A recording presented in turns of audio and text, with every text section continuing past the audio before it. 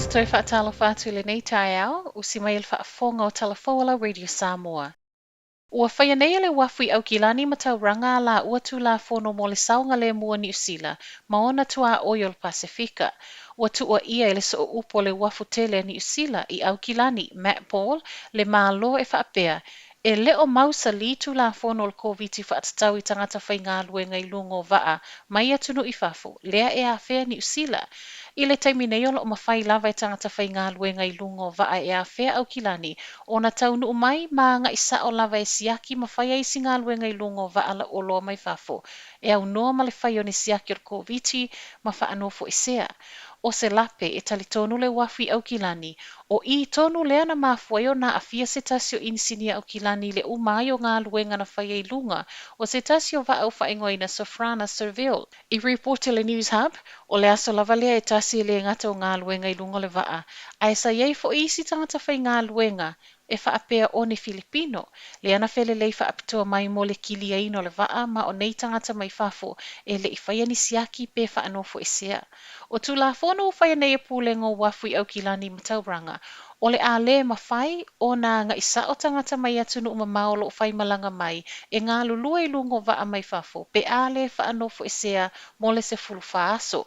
A o wha mawhai e pūlengo wafulu saunga le mū, se tu la fono o saunoa Billy Preston o le New Zealand Shipping Agents e ono o vea matulanga e le to e fio mai ei vaa mai fafo i New Zealand, ona e le fio tutongia e pūlengo nei vaa le tau e whaanofo e sea i tangata whai ngā luenga mai fafo.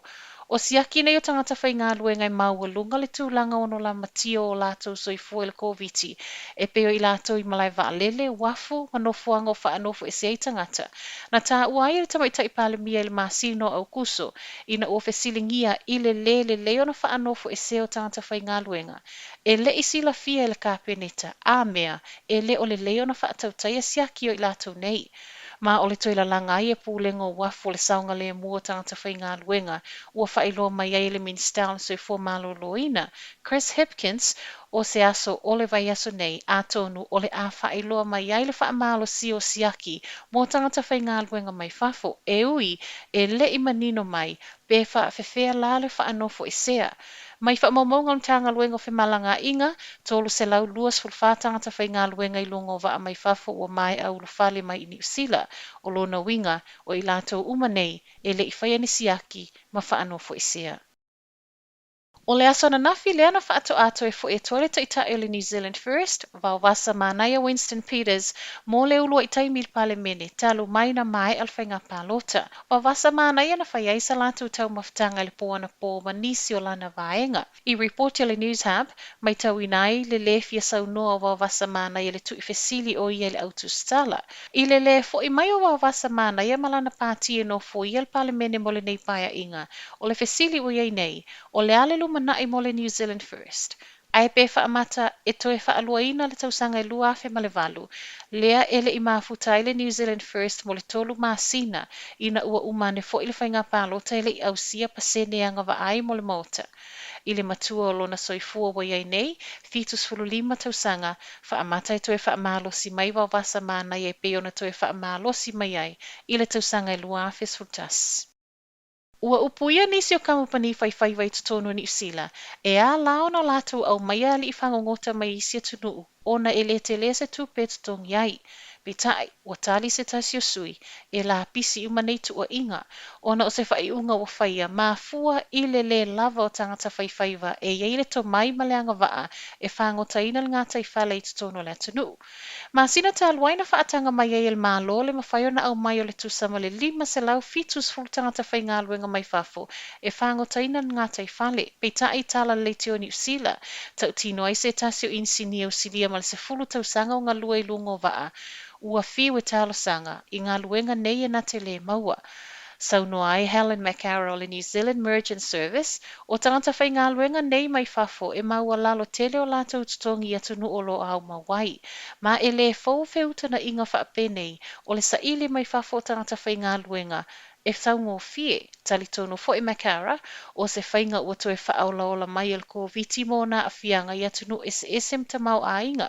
To o tolu company te tele tono ni usila na au mai ali i whaiwhaiwa mai Lucia ma Ukraine, ma o le vaenga mua mua le nei au malanga, le olo o tele ina wha amaonia u mai le ko viti a o wha anofo e se ai le whalitali malo e tasi, Sodima i Kalai Estete.